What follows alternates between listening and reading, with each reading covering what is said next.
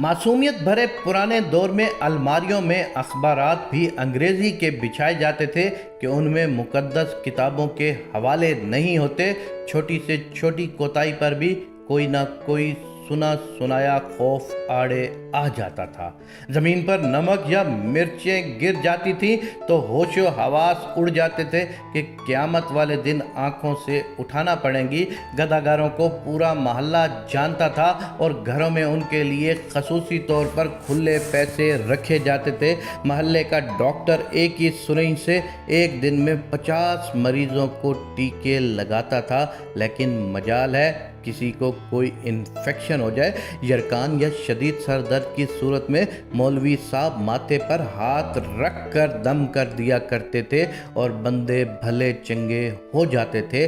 घरों में ख़त आते थे और जो लोग पढ़ना नहीं जानते थे वो डाकिए से ख़त पढ़वाते थे। डाकिया तो गोया घर का एक फ़र्द शुमार होता था। खत लिख भी देता था, पढ़ भी देता था और लस्सी पानी पीकर साइकिल पर ये जा और वो जा। इम्तहानात का नतीजा आना होता था तो नस्रुन मिनल्लाह फत्तुन करीब पढ़कर घर से निकलते थे और खुशी खुशी पास होकर आ जाते थे। ये वो दौर था जब लोग किसी की बात समझकर ओके नहीं ठीक है कहा करते थे। मौत वाले घर में सब महल्लेदार सच्चे दिल से रोते थे और खुशी वाले घर में हकीकी कहके लगाते थे। हरमसाया अपने घर से सालन की एक प्लेट साथ वालों को भेजता था और उधर से भी प्लेट खाली नहीं आती थी। मीठे की 3 ही इकसाम थी, हलवा, जर्दा, चावल और खीर।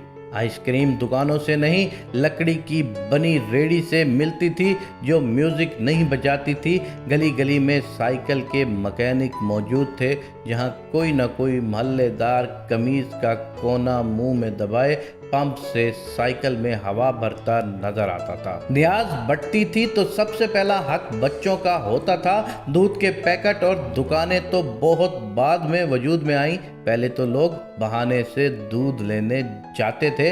गुफ्तगू ही गुफ्तगू थी, बातें ही बातें थी, वक्त ही वक्त था। गलियों में चारपाइयाँ बिछी होती थी, महल्ले के बाबे हुक्का पी रहे होते थे और पुराने बुजुर्गों के वाक़यात बयान कर रहे होते थे। जिन घरों में टीवी आ चुका था उन्होंने अपने दरवाजे महल्ले के बच्चों के लिए हमेशा खुले रखे। मट्टी का लेप की हुई छत के नीचे चलता हुआ पंखा सख्त गर्मी में भी ठंडी हवा देता था और फ्रिज के बगैर भी मटके और सहराइयों का पानी ठंडा रहता था। लेकिन फिर अचानक सब कुछ बदल गया। हम कदीम से जदीद हो गए। अब बावर्ची खाना सीढ़ियों के नीचे नहीं होता, खाना बैठकर नहीं पकाया जाता, दस्तरखान शायद ही कोई इस्तेमाल करता हो।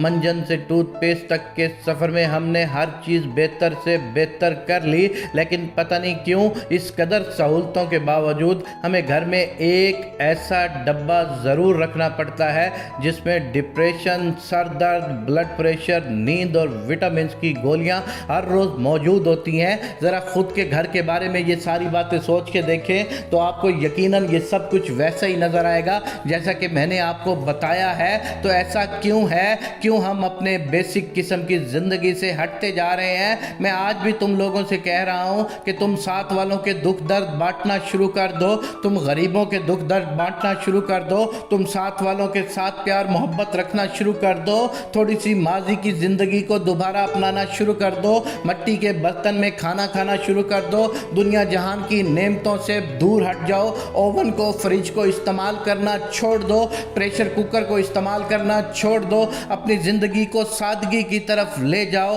तो कसम खुदा की तुम्हारे घर में ये रखा हुआ दवाइयों का डब्बा भी पहले की तरह यहाँ से गायब हो जाएगा। खुदावंद करीम से ये दुआ है कि मेरे देखने वाले तमाम लोगों को सेहत कामला व आजला अता फरमाए। आमीन या रब्बुल आलमीन।